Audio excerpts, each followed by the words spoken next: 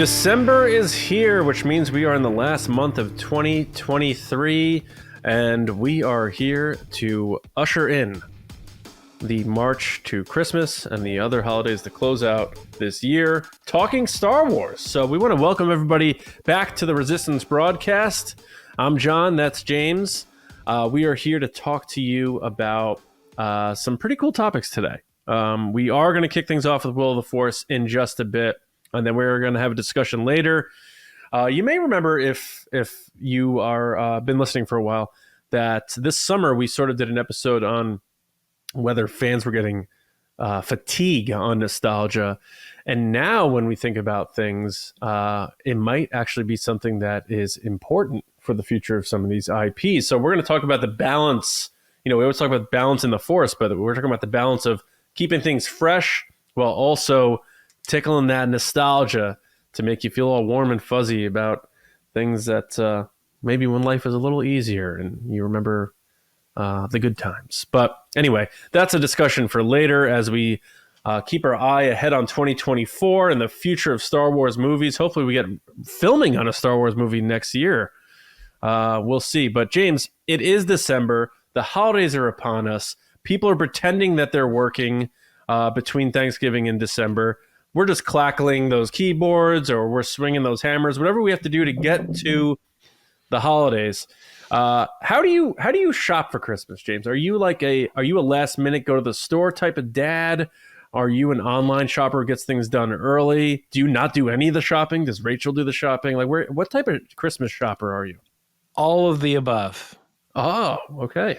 Yeah, absolutely. I would say the majority of the shopping for all of the people that we have to get presents for, Rachel's so much better at it. Like, I will get random things in, August and September that's like, hey, what do you think for your mom or whatever, sure, or whatever. Like there's a lot of that. I do a lot of mine online, but there's a lot of people that don't either give me lists or I don't see that often. So I really don't know what to get this person. And then I'm sort of stuck and I will not solve that problem until the last minute. And I will go to the stores and I will walk around and be like, I need to figure out these people today. It's like my last chance. So I am actually all of those. I think I have a pretty good head start on this year. One tip for me that I'm giving to other people is if you use Amazon, everybody probably has a list or something, you add things to the list or whatever, and you can share that with people. I have made a list for other people, ideas for other people. Oh, and throughout the year, when I see something that I'm like, oh, that kind of reminds me of Chris, or I think, Billy would like that or something like that, I just add it to that list. And then when I get to that point later in the year, when I'm like, oh, I need to think of something for that person, I have this list of tons of ideas. Some of them are very specific to people, but others are like, oh, that was just that cool thing I saw 5 months ago. And does that seem like a viable option, or is there something that maybe could be similar, or maybe does it inspire something else? I like that. Add things to a list that you might like to give someone, whether it's based on price or something specific or just cool. Yeah, create an ideas list. That's a good idea. I'm a bit of a mixed bag too. I don't do the Black Friday thing, though. I heard that that's a bit more subdued now this year as compared to past years. Mm-hmm. But I try not to go last minute because I get nervous that either something I buy online is not going to get here in time or whatever. So this is right now, the very beginning of December is usually when I start striking and getting to either stores or online or what have you. But I lean definitely heavier online. And I always try to come up with a unique thing to get people as opposed to something that is filling up a shelf. Now, with the kids, it's different because kids will tell you, oh, I'm Johnny's big on Ninja Turtles now. We play the, Nintendo arcade game together, and he's getting into the characters and understanding who Shredder is and all that stuff.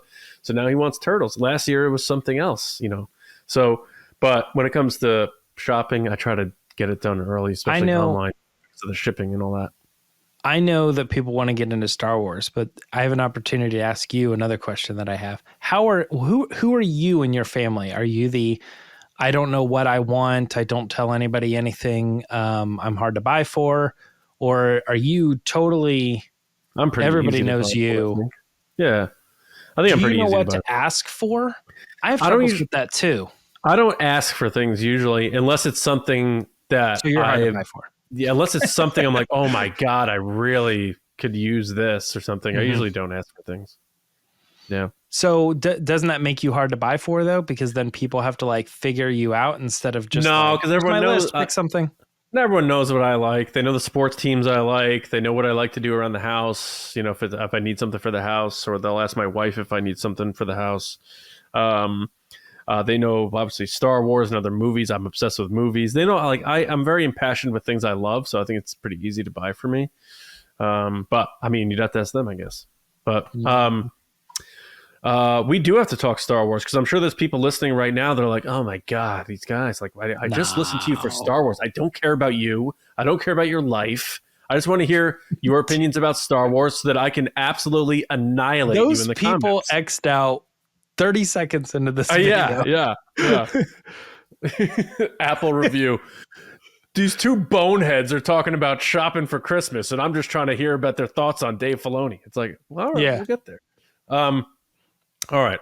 It's time for us bozos to talk Star Wars. Before we do, Lacey obviously taking some time off, had the baby. She's doing well, but hit her up on social media at Lacey Gillerin. Let her know your thoughts on everything that's going on in Star Wars and all that good stuff, because she still, believe it or not, gets some time to do stuff like firing off tweets and all that in the chaos of having two children, let alone one being a newborn. It is a wild ride. James, Will the Force is back, and back in a good way. Back in a good way. Let's go. I fear nothing, for all is as the Force wills it. All right. It is time to guess whether something will or will not happen in the Star Wars universe. We do this almost every week. We've been hitting Will of the Force a lot lately. Maybe it's time we switch it back up to One with the Force. We'll see what happens next week. But this week, we are here taking Will of the Force questions specifically from Patreon Resistance officers. It's an all Patreon episode this week, and we're going to get started. One of our newest majors, Major Marco, sent us in the question via. We post it. We say, hey, do you got any Will of the Force questions? He wrote in. He said, will Dave Filoni's movie bridge some of the gap between post Return of the Jedi and The Force Awakens? For example, could Thrawn's return be connected to the formation of the First Order? We saw Luke setting up his Jedi Academy in Mando, and I don't believe this is the last time we'll hear about cloning, Gideon, or dark magic from Elsbeth. So are there trails there that could be followed? So the question here being, will Dave Filoni's movie bridge some of the gap between the post-Return of the Jedi and The Force Awakens? I'm going to start on this way and say the answer is twofold, yes and no. With any Star Wars, especially taking place in this particular time period, you are going to get the connection that ultimately says, oh, I see where we're logically here from Return of the Jedi. I see how we got there, and we're getting to see stories of characters and things from that unfold even further. And it's all a big setup for what we've seen in the movies later down the line. But here's the thing that's really truly going to answer this. This is not the purpose of Dave Filoni's movie.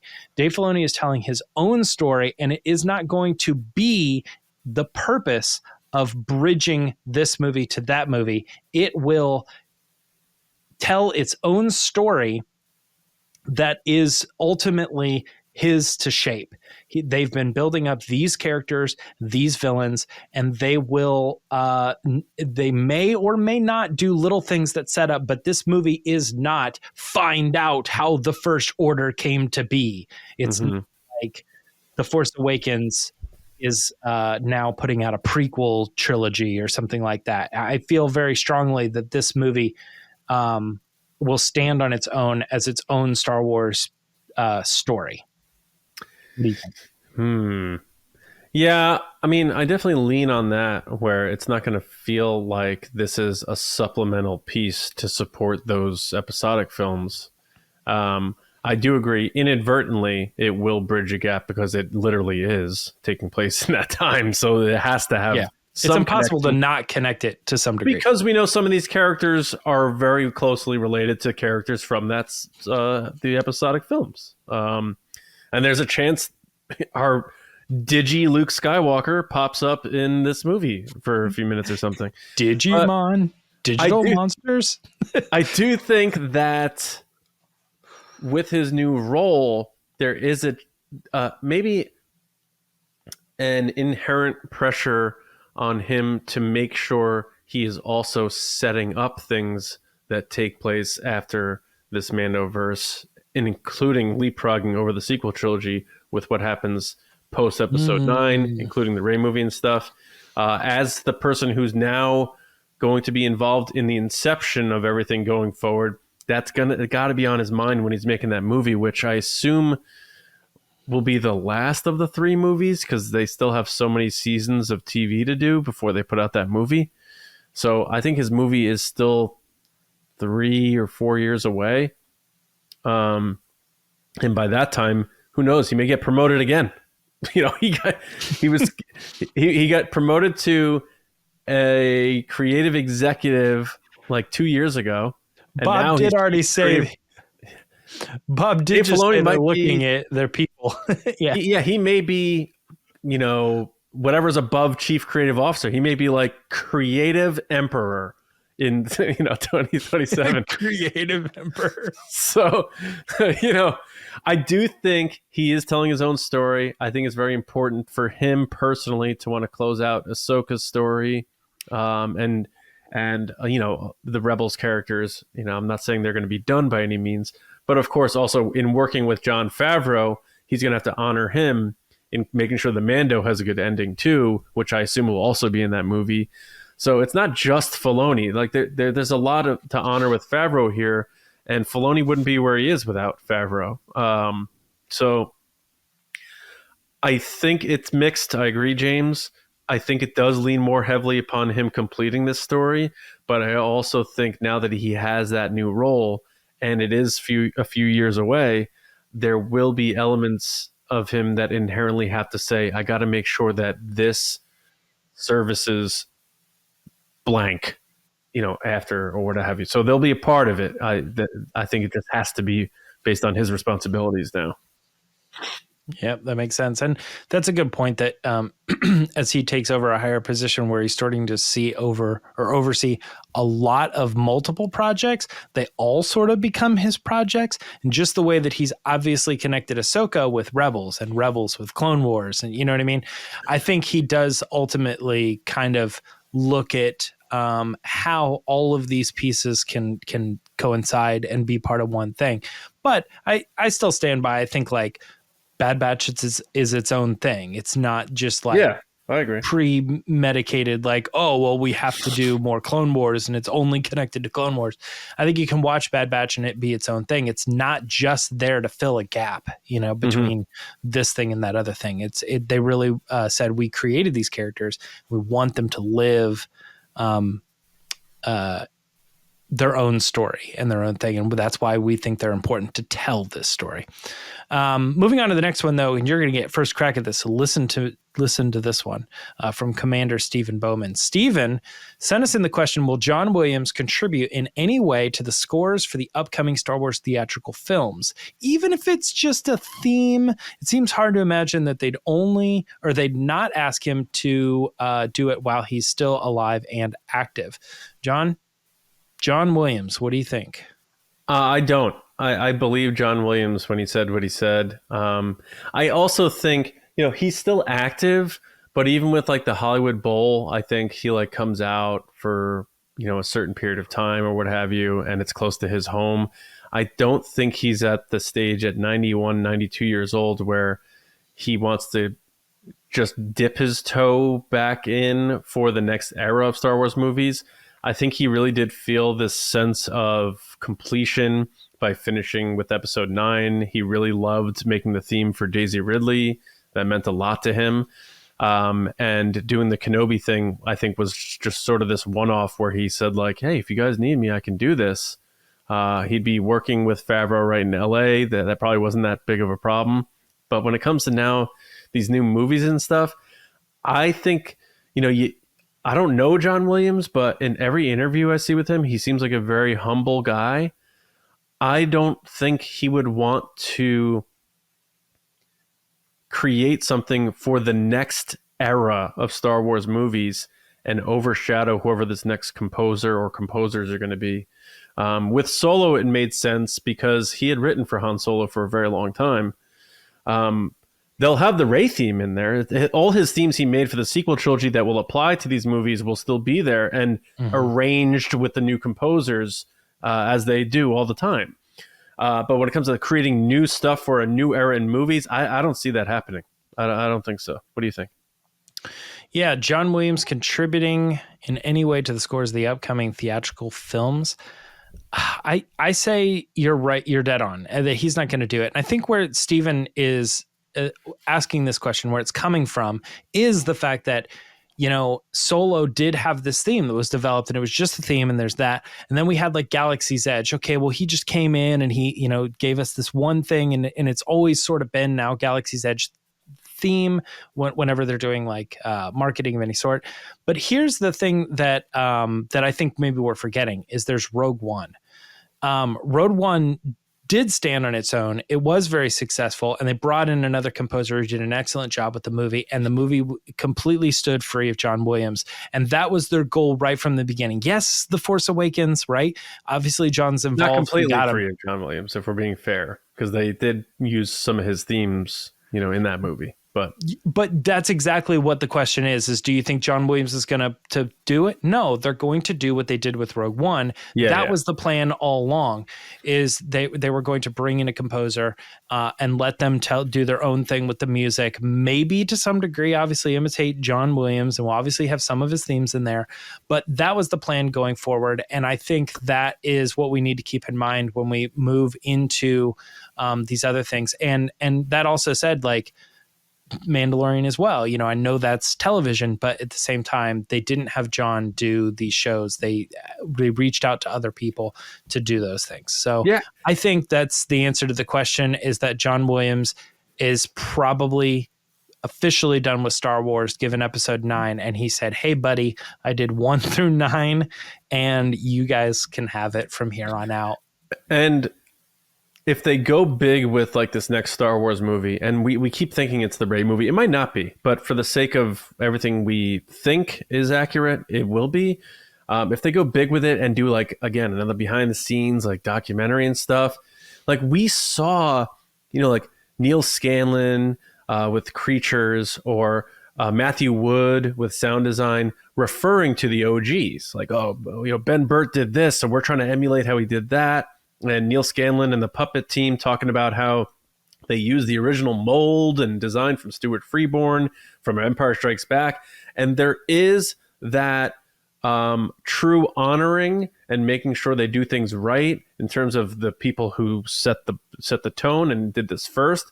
I think this we'll get that same thing when we get that new Star Wars movie world. There'll be a composer talking about, in Return of the Jedi, John Williams liked to do this thing here. I wanted to put that here for this character because it felt like this. We're going to get that sort of reflection. So we'll get an honoring of John Williams in addition to his pre-existing themes.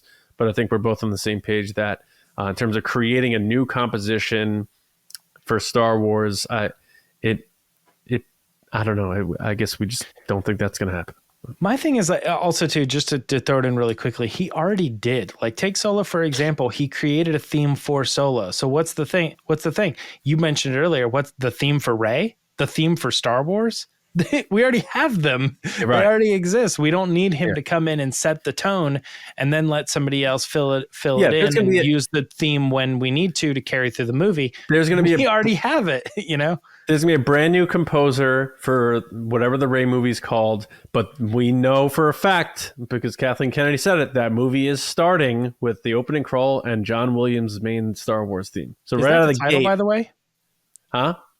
Is that the title? Episode 10, whatever the Rey movie is called? It's A New Beginning, I think is the title. A New Beginning. We have it. We already figured it out. Man, that part in A and B. Dawn. No, it's gonna be called. It's gonna be called Dawn of the New Force versus Batman. Versus Batman. People make fun of Dawn all the time, but to be honest, I could see. I couldn't see it, but I could see like it being called Dawn of the Jedi or something like that. There's still people who I think are very well-known Star Wars fans or even podcasters who think the title of the new Rey movie is like New Jedi Order. It's like, there's no chance that movie's going to be called New Jedi Order.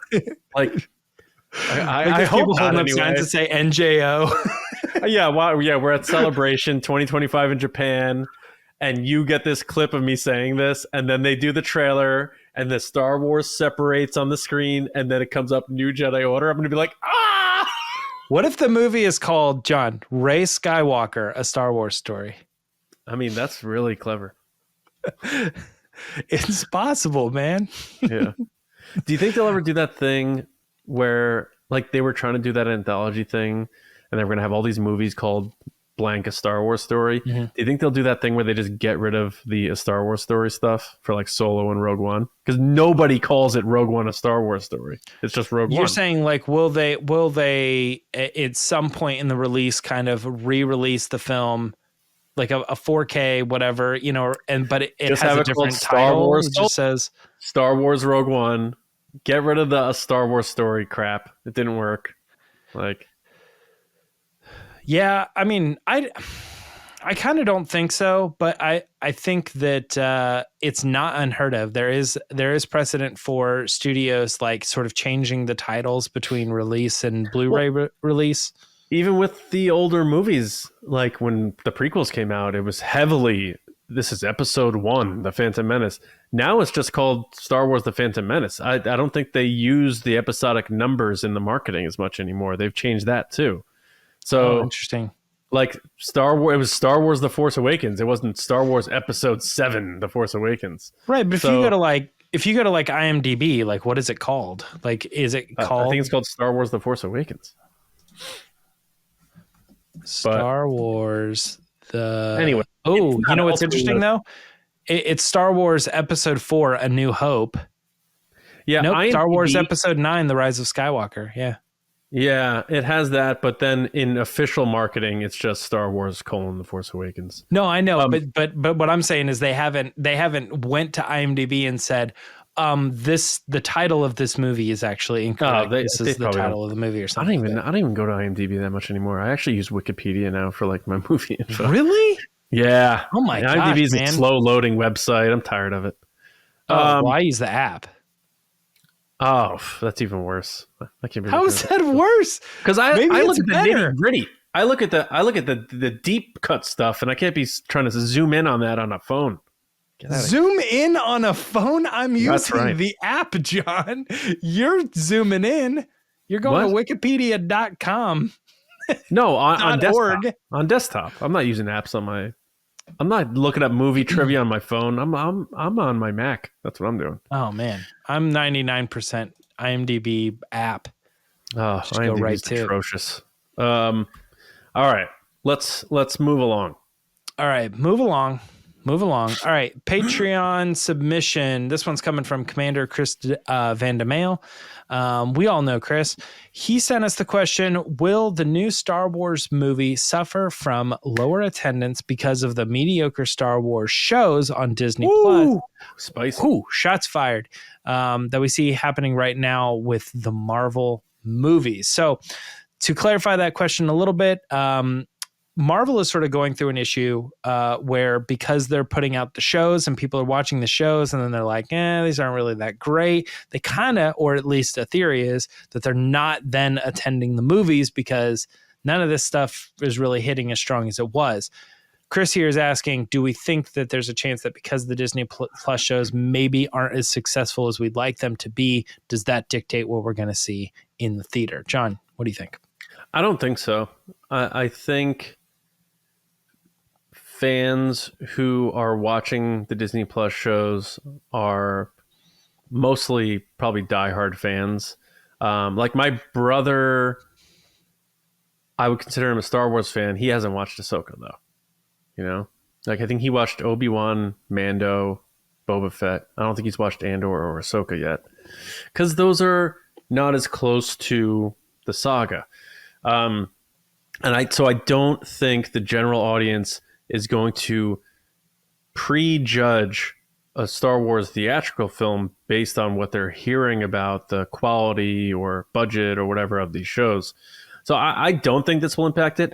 I think we may get a lower attendance than we are accustomed to from Star Wars movies, and people will create a narrative based on that it's solely based on the quality of those films, when we know that when we talked about this on Thursday, there was a bubble where all these, Bob Iger talked about, all these movies were making $1 billion, and even the ones who scratched past $1 billion, like The Rise of Skywalker, people were like, ooh, that saga film just made $1 billion. And now it's like, holy cow, that's a lot of money. So it's all about perspective. It would not shock me if the next Star Wars movie with Rey tops out at 700 million or something like that, which is still good. It doesn't have to be Avatar 2. I would love to see it do better, because, you know, people say like, oh, we obsess as fans too much about box office. It's like, well, we do that because we know that Bob Iger is not going to keep making a certain direction of these movies if they're not making money. That's why fans worry about box office. I don't care how much money Disney's making from a technical standpoint. I care because it's an indicator of what's to come. We for 5 years now, we're hoping for Solo 2 because it didn't do as well. If it did really well, we would be talking about Solo 3's coming out soon or something like that. So we care about it for that reason. I think fans should expect these movies to not make $1 billion, and if they do, great. But don't go in to this next Rey movie and start trying to compare it to The Force Awakens or right, you know, anything like that. The world has changed, and also The Force Awakens was one of those just magical special moments on this return to Star Wars and return to form, quote unquote, all that stuff. So I think there might be a dip in attendance from what we're used to with Star Wars movies, but I don't think it's because of the Disney Plus shows. Yeah, I don't disagree. Although with you, I will have to say, though, that I think this actually is sort of happening to me with Marvel. And I'm not sure where that lines up for other people who are like, nah, man, I'm still watching all the Marvel stuff. But I'll tell you what, this is happening to me with Star Wars. You know, it seems likely. It's a good question, Chris. It is. Yeah. My thing about this is it makes me wonder. I think this is the formula that Hollywood wishes they could find. And it's how do we make movies that people want to go see that are based around the property that we have and not just about the one story that we told. And I don't think we can figure it out. It's like you can make great Harry Potter movies, but as soon as you tell another story in the wizarding world that's, you know, you put all the budget into it and you bring in all the actors and you do everything right, for some reason, audiences just still not. I'm not saying those movies are great. I'm just saying I think that what Hollywood wants to figure out is how do we pick up the pieces and make a different Hunger Games franchise? You know, how do we make a different Lord of the Rings franchise? How do we get people in Star Wars away from the main saga that's happened and just get them to go because they like Star Wars, you know? And I think that Star Wars is doing a decent job at that. But every time we look at the numbers, it's that same thing. It's like, which one performed better, Ahsoka or Boba Fett? Everybody knows Boba Fett because he's in the movies, you know? And it's like, it's almost hard to compare because fans are always going to have that thing. Like, they're like, do I need to see this one or not? And then the creators are always stuck writing that path. And this is sort of leading into our discussion of like, how do we connect it to the old while still trying to convince them that this is worth checking out, even though it's new? So that's my answer before we get into the actual discussion. And I think I think unless you have anything to add, I think now's the time. Just go ahead and wrap up the Will of the Force bag, tie it in a knot, set it to the side. See what happens next week. Cue the greatest cinematic villain of all time. Obi-Wan once thought as you do. All right, we talk about nostalgia a lot on this podcast because Star Wars is soaked in it. Whether it's a little bit or a lot, or it's a callback to a quote that Dave Filoni likes to do in Clone Wars. It's an important part of all long-term generational franchise stuff. Nostalgia is very important. And it is not a bad thing. I know people hear the word nostalgia and they think sometimes it comes with a negative feeling. I think nostalgia is good. Nostalgia makes me feel good. I like thinking about things when maybe they were simpler. And oftentimes when we look back on things, we think of them more fondly than maybe how they were. Because I think we like to remember the good. That's all rooted in why nostalgia works. When you think about, I don't know, I'm just talking to a never-ending story, flawless movie. No problems with it at all. Well, yeah. So I'm thinking about like someone who got let go from their job when The Phantom Menace came out, and they were really bummed out. It was a really tough time for them, but The Phantom Menace came out and they really liked it. They probably aren't remembering that job or that they lost that job. They're thinking about The Phantom Menace. And, we focus on that good feeling. And I think that is a very important thing. Now, this next Star Wars movie, seemingly, the Daisy Ridley-led Rey movie, we don't know for sure, but it seems to be that way. It will usher in the next era or generation of Star Wars movies now that the episodic saga will end. I still don't like calling it the Skywalker saga. I feel like it's a very new It's the thing. Palpatine saga. It's a Palpatine saga. It makes so much more sense than Skywalker saga. Let Skywalkers live on. You obviously are. But what a hot take. Let's clip that out. There is no doubt, though, that Bob Iger and the like are concerned about the decline in box office returns since 2019. We talked about that just before. We talked about that on Thursday. We know Star Wars will need to rely somewhat on nostalgia to bring in the wide net of general Star Wars fans. So if you're listening to this podcast, that's probably not you. Maybe it's you and you're like, I got to start listening to Star Wars podcasts because I want to become one of those crazy diehard fans. But it's your relative or your coworker who likes Star Wars, but you don't get too deep on the references with them because they don't get it. That person, the person Disney relies on to really make money. So they need to rely on things that those people are familiar with. But I think they also desperately need to introduce some newness to the saga as well.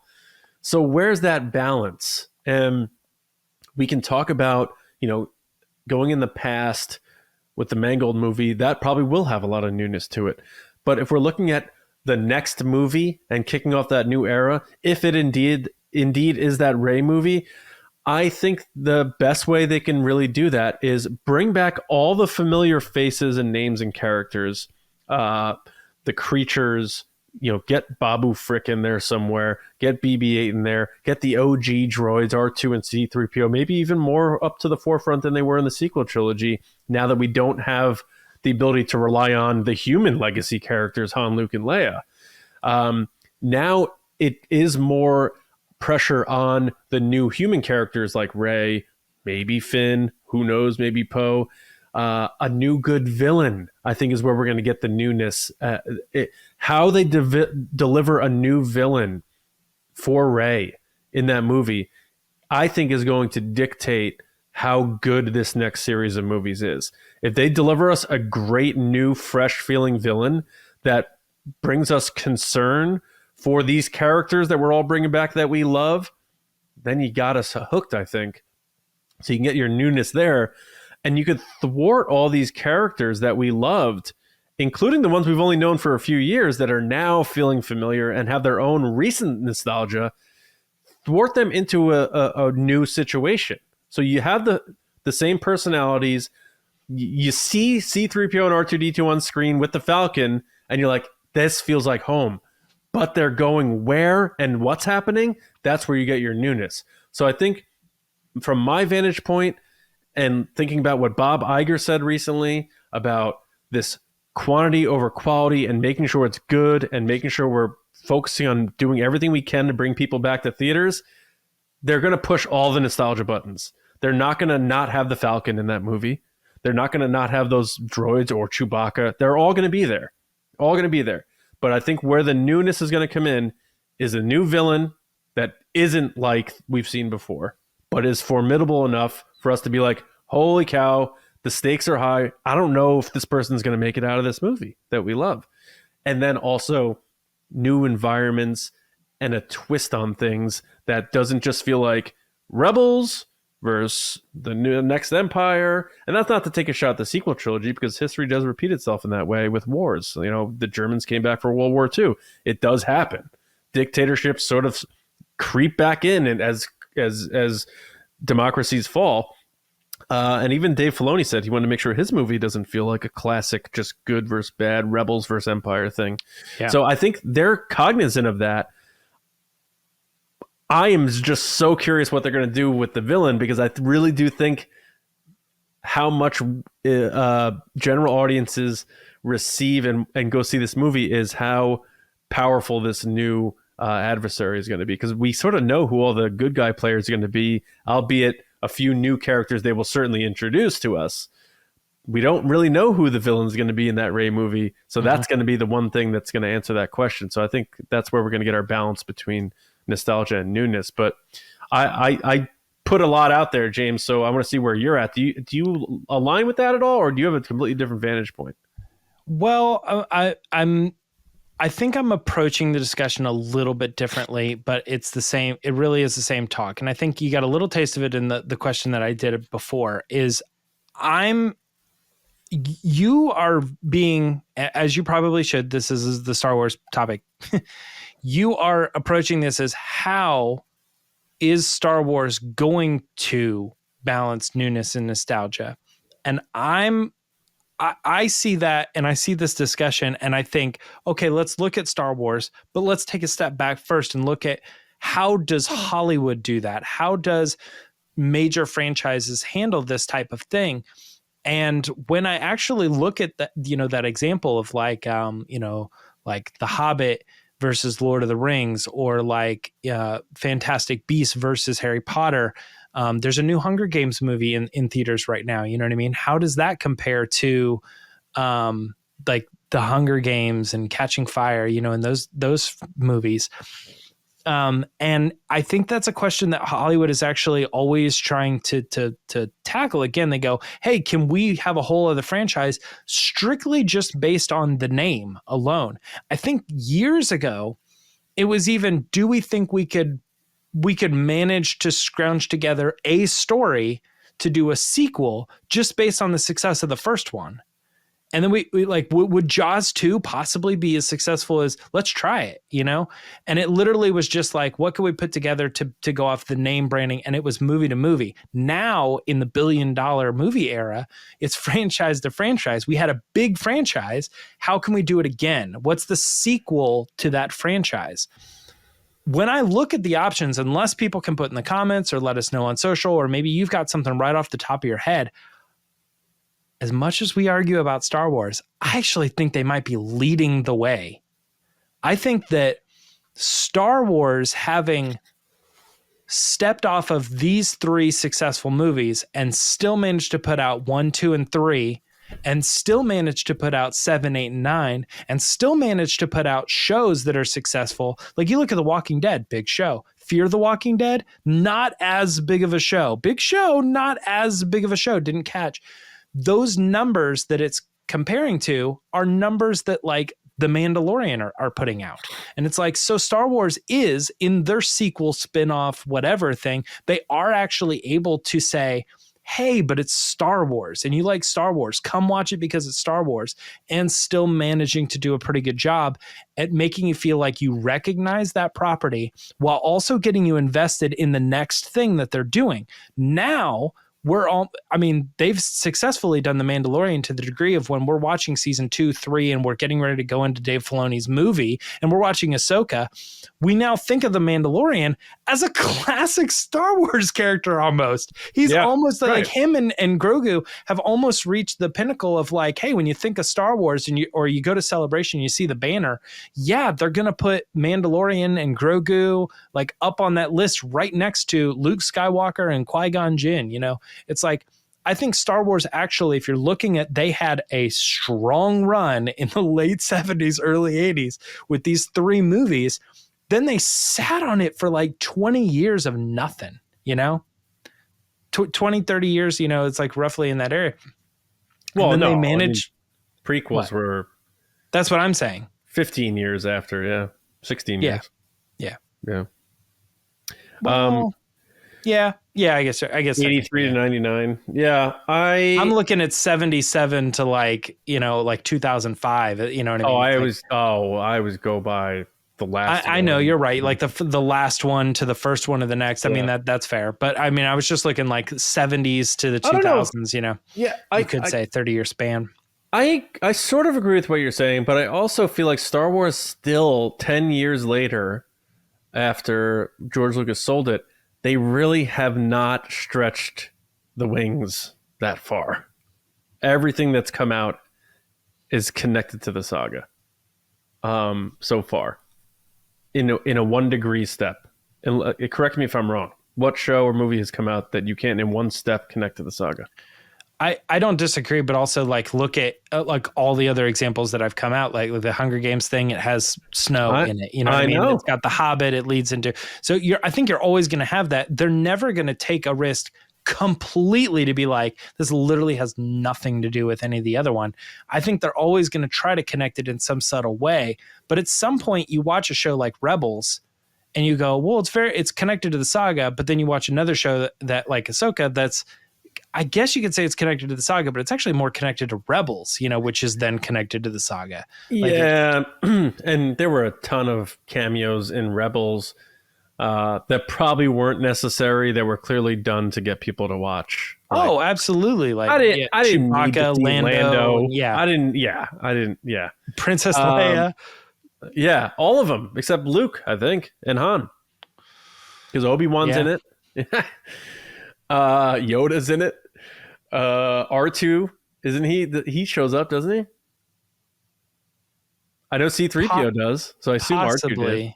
Yeah, but anyway, you get my point. Having a hard time remembering, but yeah, regardless, yeah. Like I said, I think you can get to a point where it's sort of like you can step off of the last step you took off of, and you can get further away. But so far, Disney, I mean, 10 years in, I get it, but 10 years in, I still think we're doing a good job at growing off of that timeline and presenting new characters that we're excited about. Because whenever spin-offs happen of The Mandalorian, like Ahsoka, for instance, people are watching it because it's related to. Although I guess Ahsoka's sort of related to Darth Vader and stuff too. That was definitely in the advertising. Like you can still take C-3PO and R2-D2 and Chewie and even the Falcon and make them feel fresh because we're now experiencing them 15 years after the only real human relationships we saw them have, when we know for a fact that between the periods of prequels and original trilogy, they were with Captain Antilles and they probably thought one way or another about them as their like masters and stuff. We didn't really see that. We only really saw like 3PO and R2 be Luke's droids in a sense, aside from or Anakin's. It's very close to the family of the Skywalkers. Now we get to see them after 15 years later.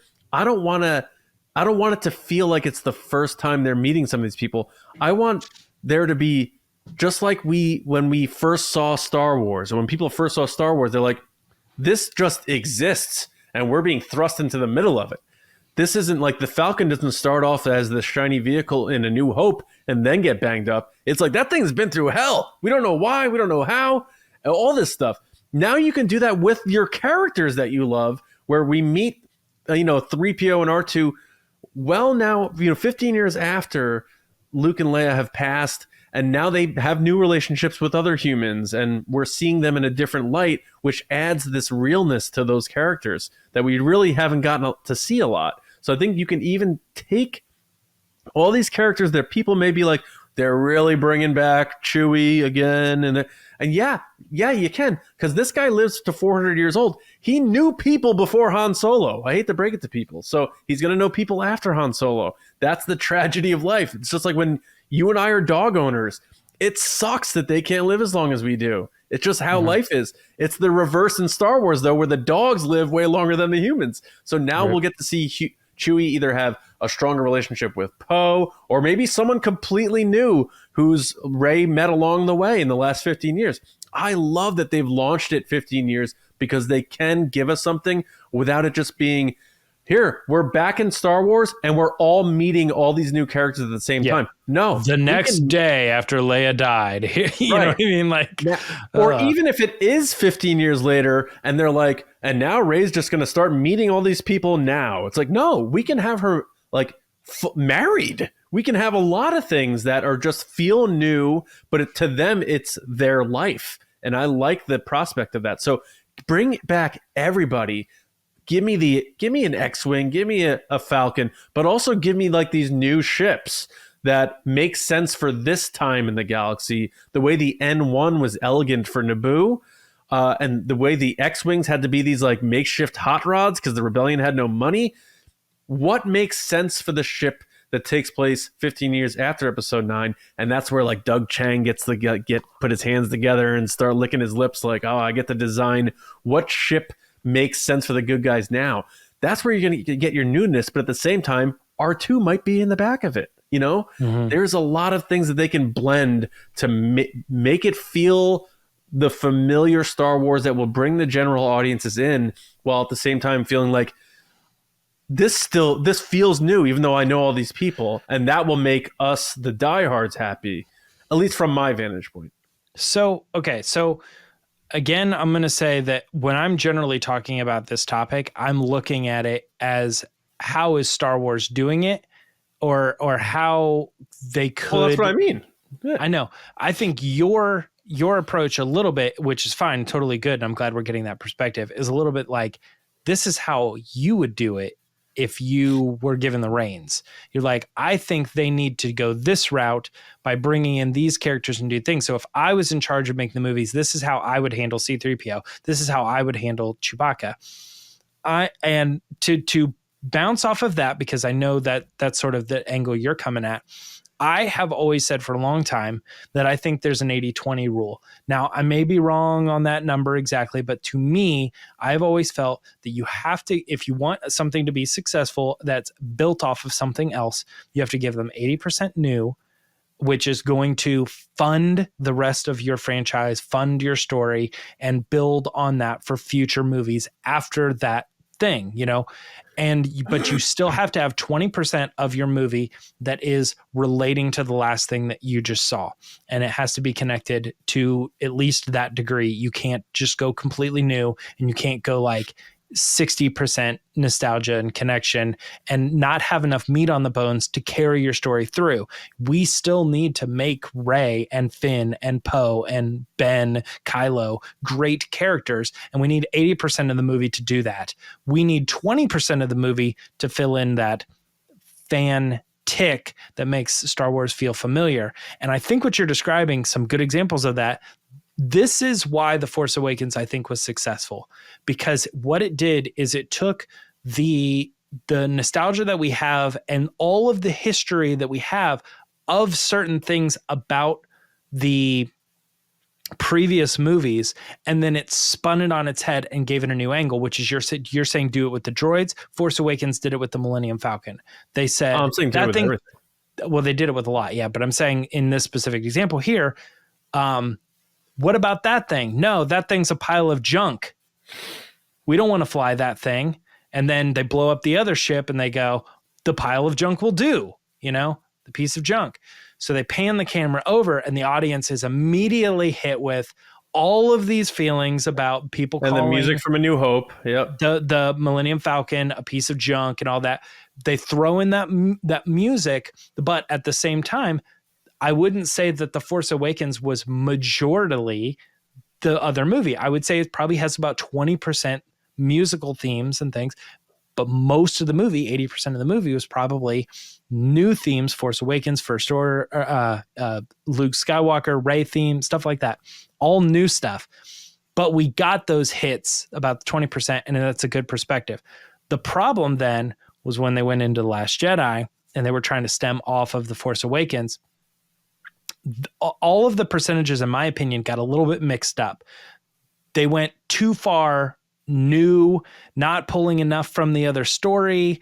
And in my opinion, I think even that one probably has less Star Wars themes than The Force Awakens did.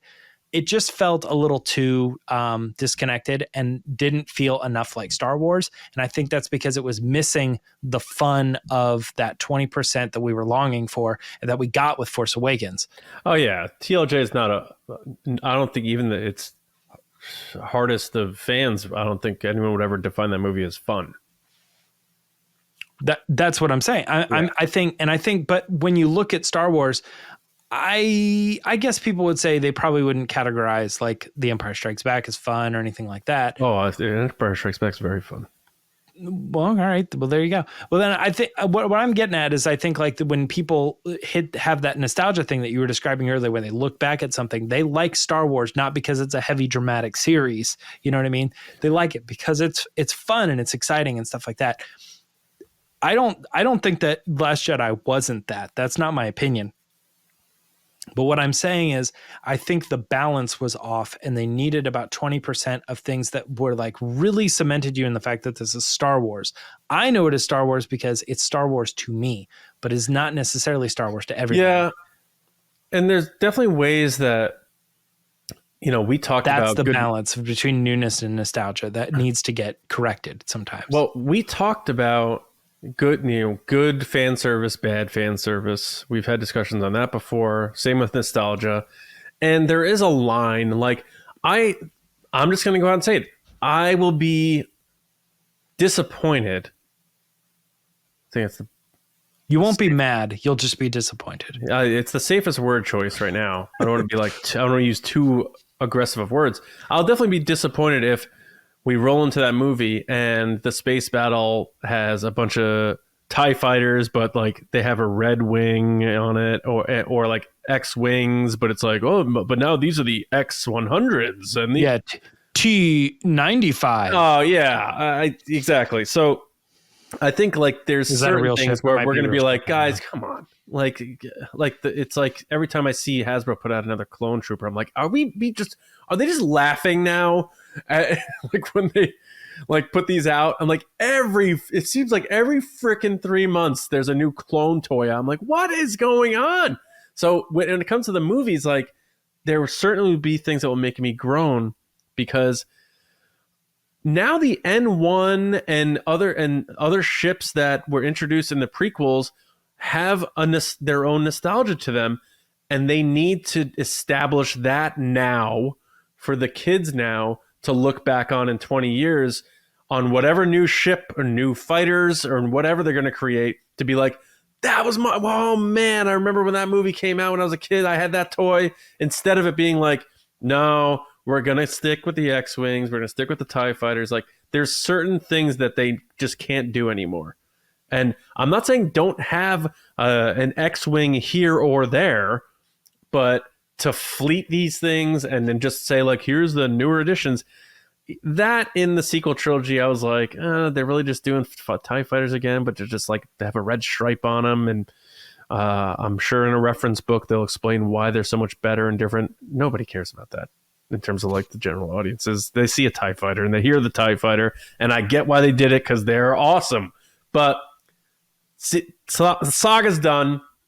If we really are starting with a new era, let's get some new fighter ships out there. Let's get some new ships. We can still have the Falcon and stuff, of course. The Falcon goes nowhere. The Falcon ends when Star Wars ends, for me. But let's get some new ships and that sort of thing. And I really do think, James, the success of that new movie, whether it's one movie or two or three or whatever happens with Daisy Ridley and Rey, is on the villain. new villain. We know who the good guys are. We know who's coming back.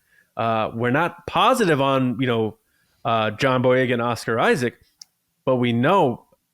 I'll be shocked if the familiar other non-human faces that aren't in this movie. I even think Grogu will be in this, like an older Grogu, just coming into like full-grown adult Grogu. But we don't know anything about whoever the adversary is going to be.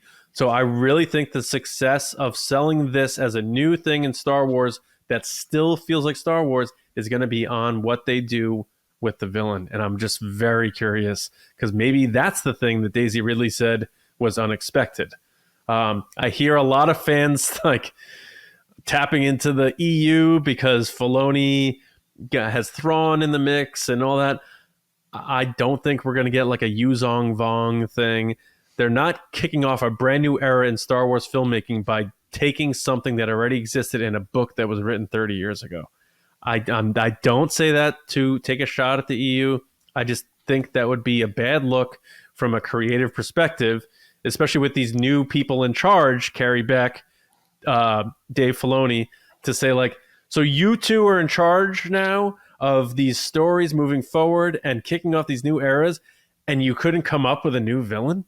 So I think whatever villain's going to happen is going to be new, and I do think the success of that trilogy is going to hinge upon that, because look at Darth Vader, look at the Emperor, look at Kylo Ren. A lot of people will say those were some of the best parts of those movies, as those villains.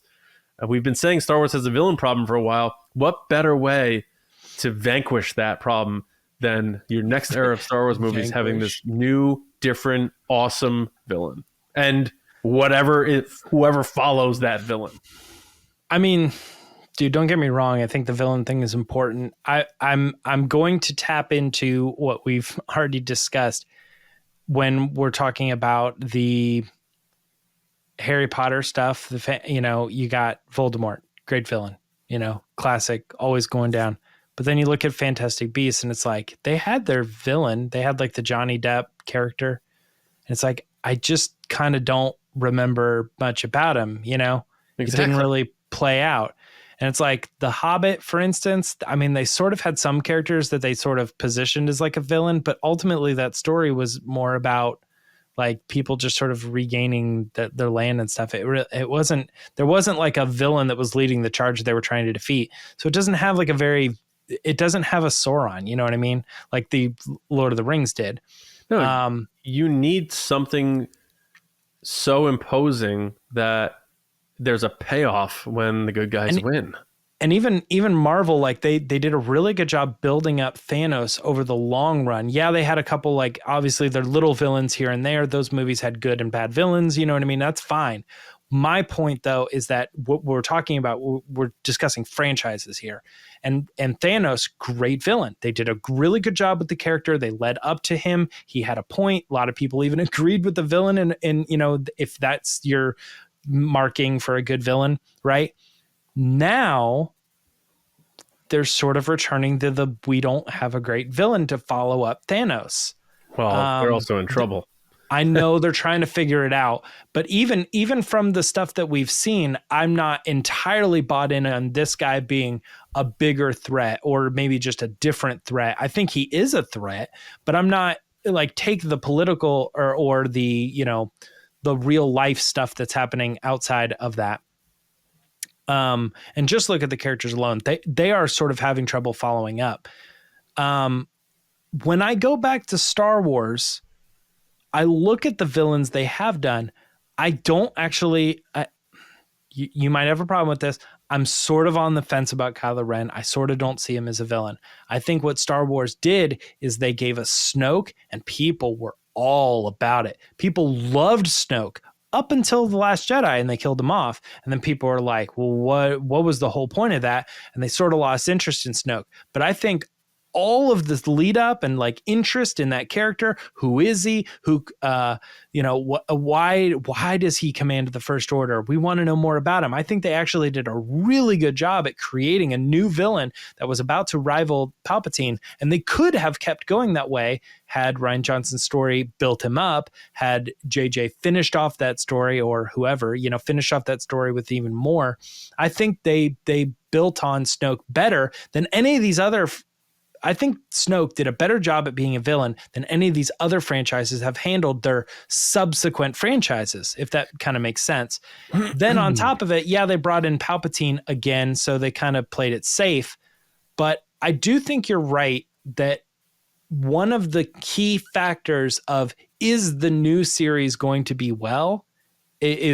received well, is how excited we are about a new villain. Yeah. I think you're right.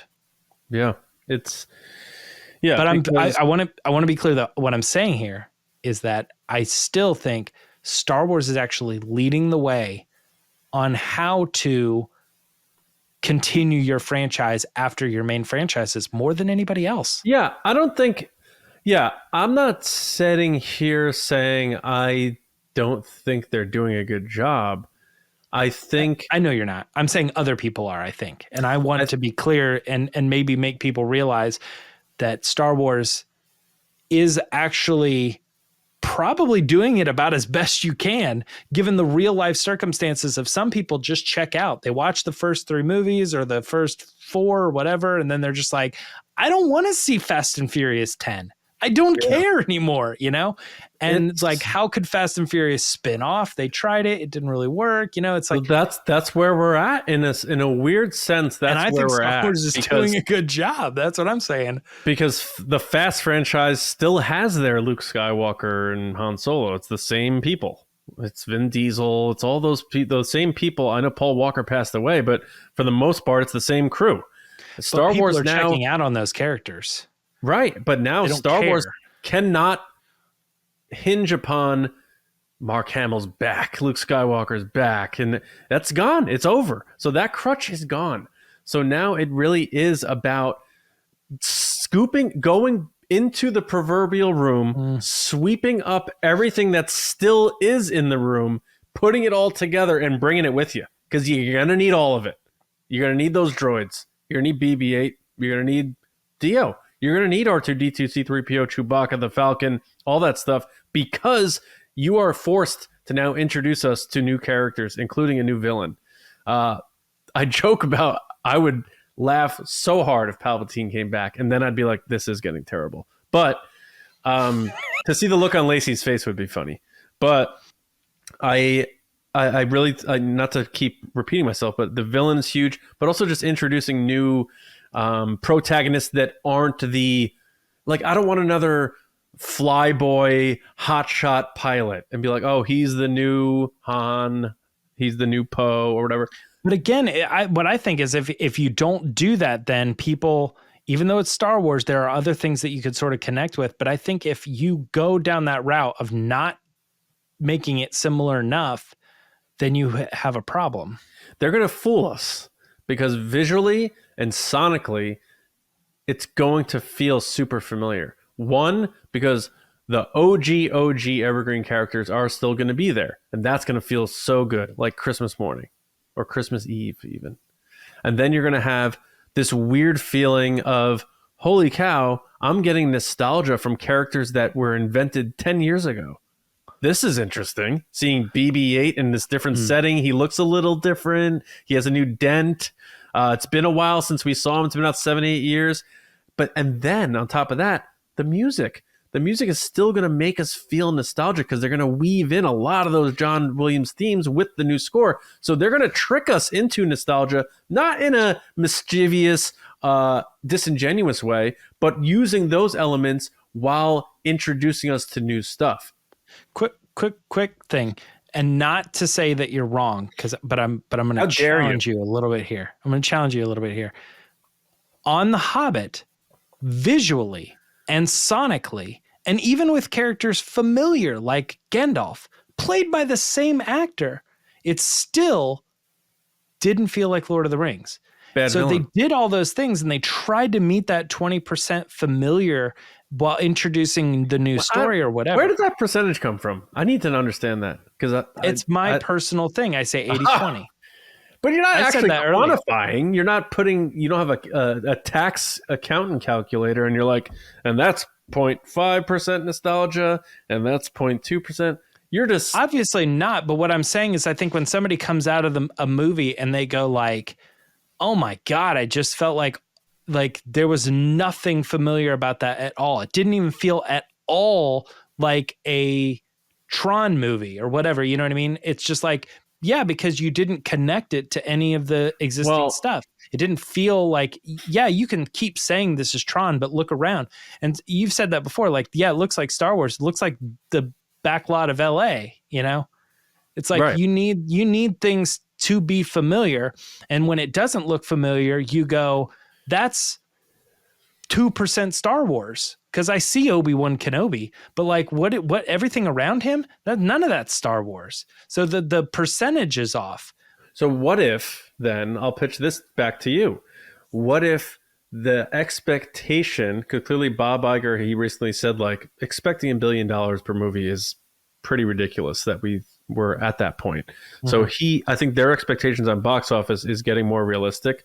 They know people they might start lowering costs too of movies, lowering budgets, which we talked about. How do they make? We had a discussion on that not too long ago about how can they make movies while cutting the budget. But also, what if it's a situation where they go all in on getting everybody back to watch this movie, the Rey movie, and that's the one that feels the most familiar. But then there's a little bit of a lower budget on the Mango movie because it is going to be completely new and different. And that's how they're going to split it up, where they're going to go full nostalgia with newness with the Rey stuff. But then we're going to give you a new movie with Mango. Didn't cost as much to make, won't make as much, but will still be profitable. Maybe they balance it that way where they're like, we're going to give you both, but in separate things. So so everyone is sort of fed, so to speak, or satisfied. The interesting thing here is whenever these topics get brought up, us included and all other fans, we always talk about it like, how could Star Wars do better? And I'm wanting to, with my theory on this, I'm wanting us to recognize that they're still leading the way. And in the case of this, saying like, what could Star Wars do to change up what they did with the sequels? Because those weren't as successful as the originals. Well, what I'm saying is they were the most successful sequels. They're more successful than other franchises' sequels. So they're actually doing the best thing. They could shake it up, but shaking it up also might mean that they start doing worse. So the thing that I say is keep doing exactly what you're doing, and you'll keep leading the way in how to handle this. If anybody has a good handle on how do we make a second franchise out of our original franchise, because we can't do the original franchise anymore because of time or actors or whatever, whatever it is, people probably should be looking to Lucasfilm and being like, how are they still doing Star Wars to the degree that they're doing it? Because no other franchise has lived up to that. Yeah, I agree with that. Yeah, I think they've done a good job, and I think they need to... So it's sort of like, what I'm saying is keep doing what you're doing. So take the formula that you did with the sequels and everything else. But don't forget that it is different because you don't have all of your... You're right on that. You are right on that. Rely on anymore. And it's going to become fewer and fewer as more time goes on. And I do get that. I mean, I think they're doing a pretty good job. There's way more pressure on Daisy Ridley now than ever before, because when The Force Awakens came out, we got Harrison Ford, we got Carrie Fisher, we got Mark Hamill, we got all of them, we got everybody. We are stacked, and now it's you.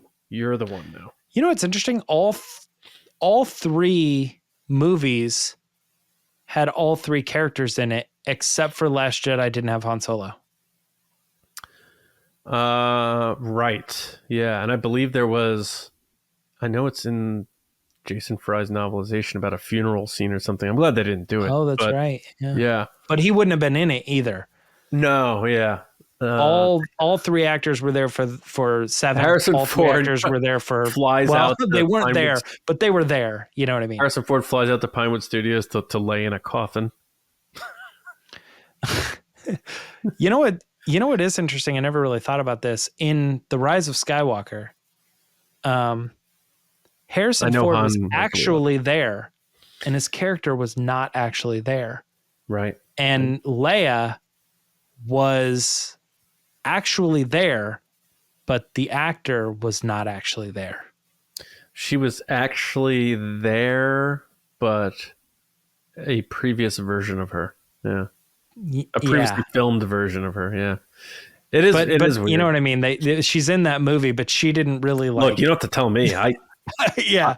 But I just think that's interesting. Movie. That's an interesting concept that it wasn't just like Han Solo was there. He kind of wasn't there. And then she's sort of the opposite of that. Luke's sort of that way too. You could argue that he's in the middle. He's sort of really there and also really not there at the same time. So he's sort of in the middle between them. That's kind of cool. It is. All right. I think that we'll probably put a bow on this discussion. I think it was a good one. I'm curious to see what everyone else thinks, because we don't know, what they're going to do. But discussing from putting our shoes in the general audience, putting ourselves in the shoes of the general audience, I think is important, because honestly, if they don't bring everyone in, these movies aren't going to make a lot of money, and then there's going to be other conversations to be had, because I think everything in Star Wars, no matter what they try to do, will always hinge upon the movies first. And that's how it should be. It's set the bar at the beginning, and it is the ultimate movie event for me. But we hope everyone enjoyed this discussion. So thank you so much for listening or watching. However you are a part of TRB, thank you.